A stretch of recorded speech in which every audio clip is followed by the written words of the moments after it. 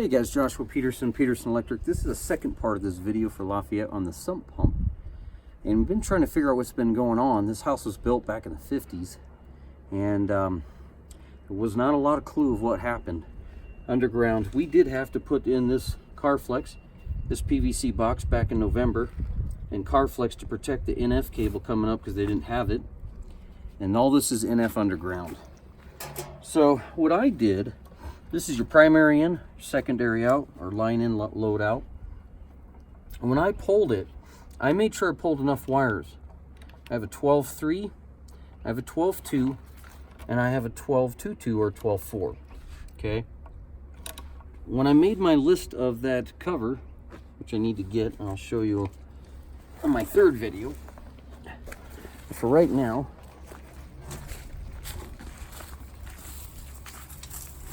power comes on two of the circuits, circuit 10 and 12 here. Again, I labeled each neutral and ungrounded conductor. These are off right now. But I labeled these 54, 52, 53, 54, 55. Why? Just because I wanted to identify each one and use up my higher numbers on my book. This right here is the load out.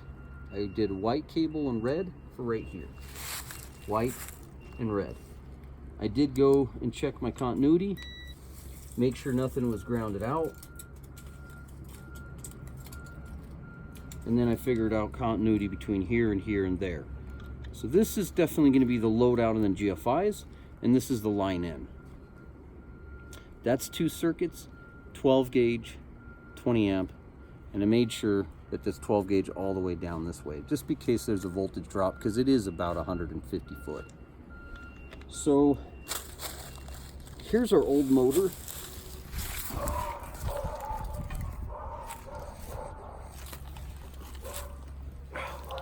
This is like my third sump pump in the last 2 months, if not fifth. I've been getting a lot of these sump pump calls. But this guy is 8 foot down there. And what we think happened, because this basement flooded twice and we don't want that again on us, is a company came in a few years back. Mind you, sump pumps, the life on them is about 7 to 8 years in Colorado. Our water is so hard. This was coming up here. This cap comes on. You need 2 people to get this crowbar because this is so heavy, this cement. This comes through. This cap comes on and dumps into a second tank. Okay. This guy was the second pump all the way down. And I think that was their primary. Here's your secondary. And this guy dropped in right there and hooked to that gray hose from here to there. Actually, sorry, from there to there. That went and pumped into that tank too. And then these cords were just lying there. No wonder it was tripping if water filled. So we could put a bell box down there mounted against the cement wall, or we can just run our cords up and plug them in and never really just cap these and not even use them. Probably what I'll do, because the cords are long on my new sump pumps. There'll be another couple videos on this. I made myself a measuring stick at every 2 foot so the homeowner can have it. It's an 8 foot stick. It's an 8 foot pump or a well. Okay. That over there is 6 foot because when we stuck it in, it went up to 6. This over here is their irrigation well pipe. Somehow this ties in, I think, to that second tank. That's what we're trying to figure out today too. Now when you're diagnosing all this,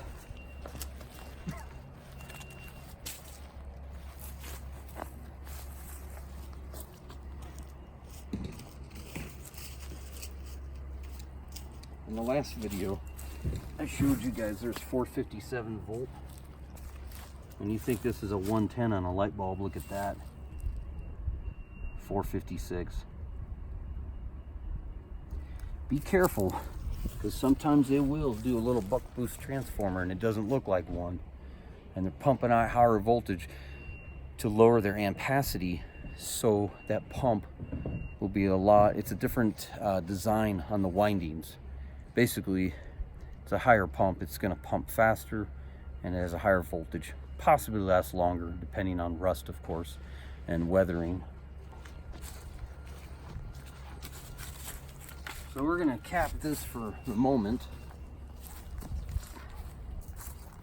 We've identified that this is wired wrong from downstairs to up here. We don't want to run anything like that, so we're going to redo that. Cap it for now. This is dead.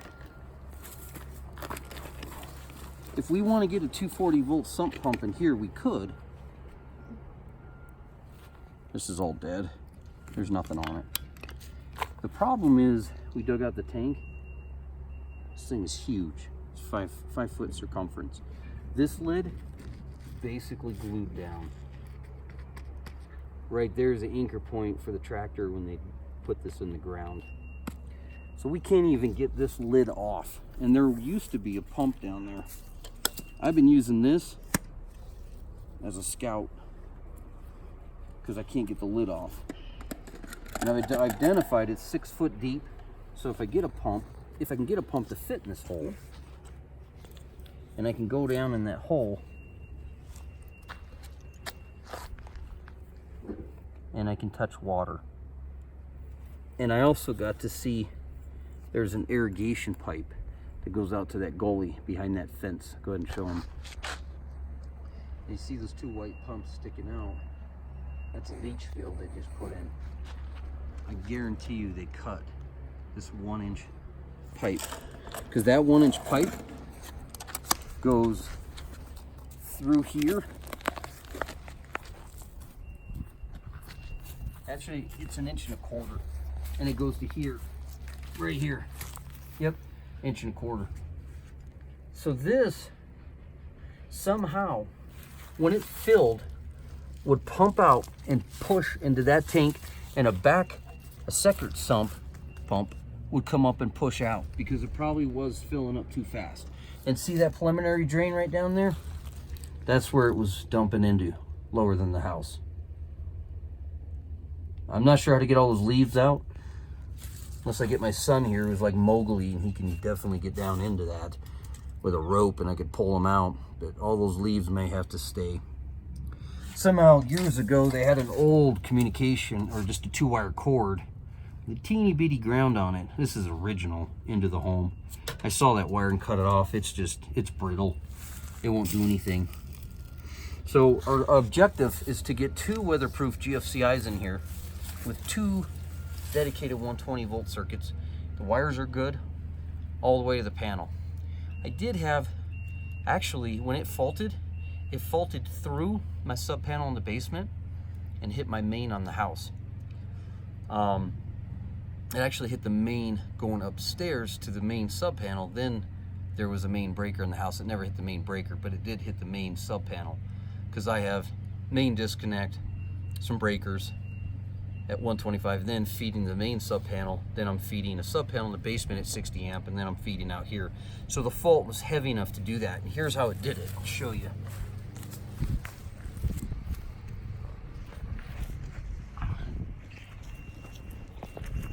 There is some pump they put in there 50 years ago, and I could pull it up and down. I couldn't get it to come out. It's copper, but it snapped. And see, they heat shrunk their wires back then, and that's been in water for a while. And then look at the heat. Look at that change, that UF cable. Some say that could be water. I personally think that this pump grounded out so bad they had to turn off the circuit, rate up to 600 volt. They might have ran that at a 240 volt pump at 450 volts, 57 volts, which I have never seen in residential till today in 22 years. And this ground wire is just kind of broken off, so it might have just grounded out, faulted, and wrecked.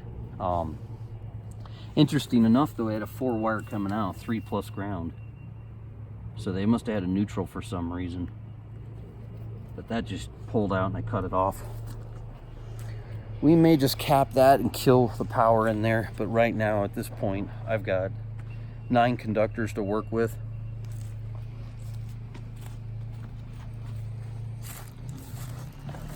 I did buy a hose to do an irrigation, kind of like a small sump pump, but these things are a little bit more lower level because the water doesn't get out of the bottom. It's kind of like an injector pump actually. It's just I worry about the leaves and debris, but it sits so low I can hook that hose up and come out. Of course, these are 120 volt rated. You don't want to hook up an outlet without knowing what you're doing and put 457 volt. Oh, you'll blow the shit out of that. I've got my pipe glue here. It's the blue. It's gonna be your red hot for your, I think it's like ABS is what they call it, pipe. I know the white's called something else. It's besides PVC.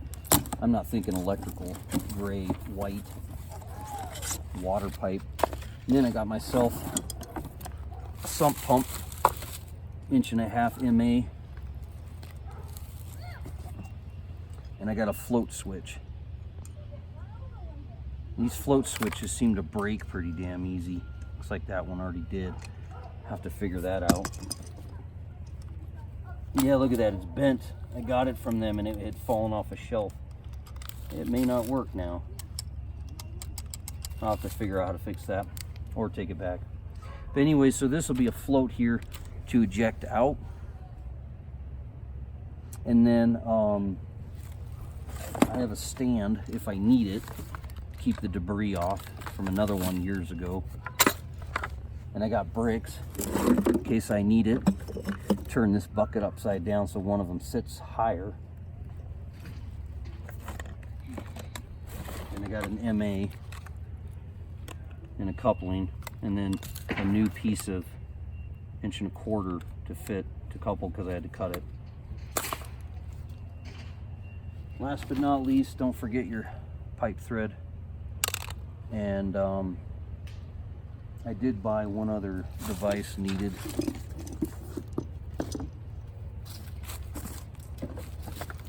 This is a float. You can tape it around, tie strap it. Goes a higher point of the pipe. And once this connects, you plug the pump into there, it then turns the pump on. Kind of like a switched outlet. So anyways, that's what we're doing today. Can't get that one open. Definitely got that one open. Still can't figure out how to get that well